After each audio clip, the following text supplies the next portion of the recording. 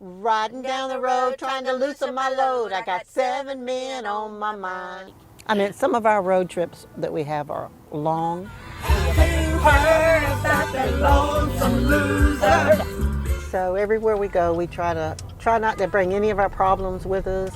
We leave them at home. My name is Carolyn Dixon, and I live in Evans, Georgia. My name is Mary Landrum. I live in Thompson, Georgia. My dad was murdered. He owned a business. He was a locksmith. He owned Advanced Safe and Lock, and he was closing up for the night, and somebody came in and robbed him, and they got into a fight, and he tried to defend himself, and they shot him 3 times. The person who they believe did this never was held responsible? No. Carried his name and his address and everything in my purse for a long time. Why? To be honest, I wanted revenge. At some point, I was that hurt that I thought I'm carrying this around, and one day I'm going to get the strength to do something. And I didn't. I knew it wasn't the right thing to do. And I tore up the name and I threw it away. I was watching it on the news and TV and stuff because I watch the news every day. And then I started thinking, I wonder if we could go. So I called down at the courthouse and asked if anybody could come. And they're like, yeah. You know, it's just limited seating. And so I was like, you want to go? Okay, y'all got here at what time today? 3 a.m. I went 11 days, 11 times. I don't remember how many days I went, but it was less. I think you went like 7 or 8. But I do know that like we went up there like one day and then we're like, wow, that was so intense. I wonder what's going to happen tomorrow.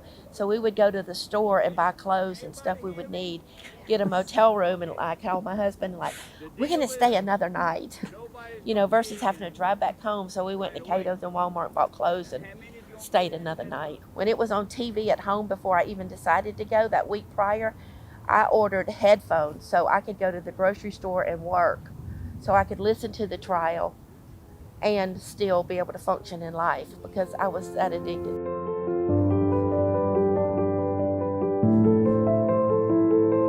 My name is Dr. Pamela Rutledge. I am a psychologist specializing in media.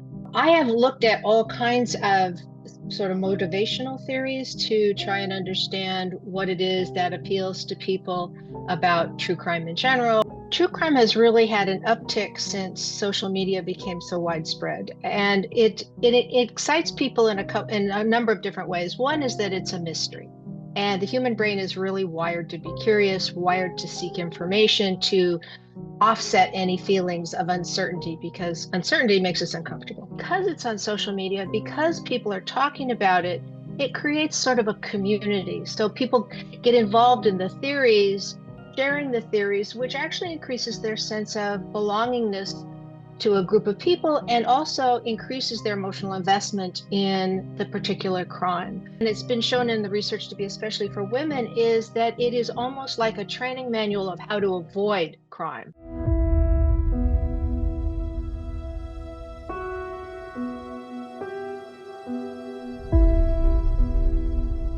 It's the feeling. Most people, I think, that do this have had something happen to them.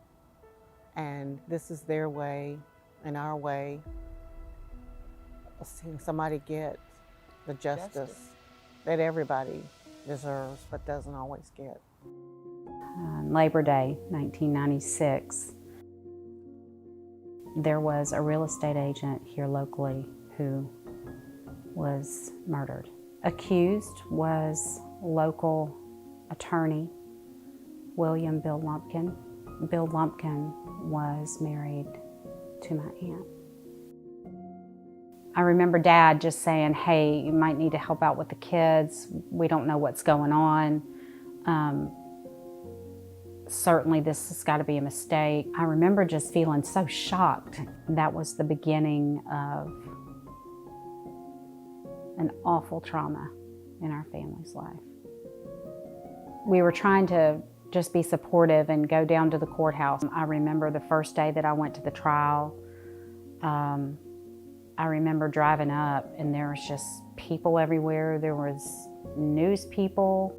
All I remember is thinking, I just need to get in that building.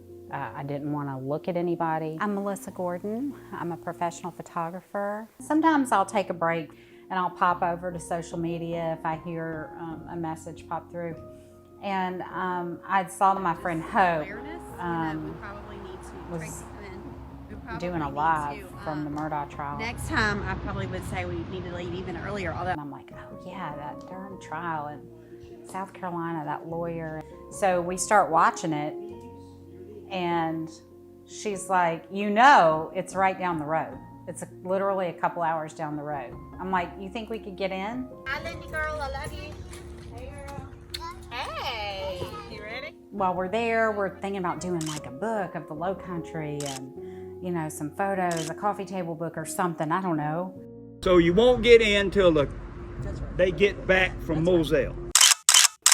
Everybody was just so interested in wanting to know what happened to Maggie and Paul.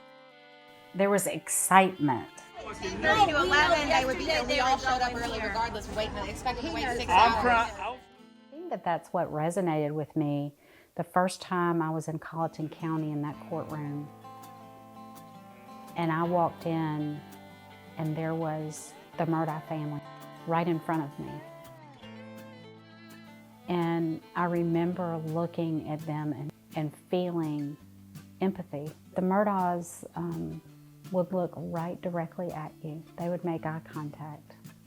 But I still felt the empathy, especially for Buster. What really tied things together from Bill Lumpkin's trial to Alex's trial personally for me was being able to go there, being empathetic toward that family in a way that I don't know how many people there were doing.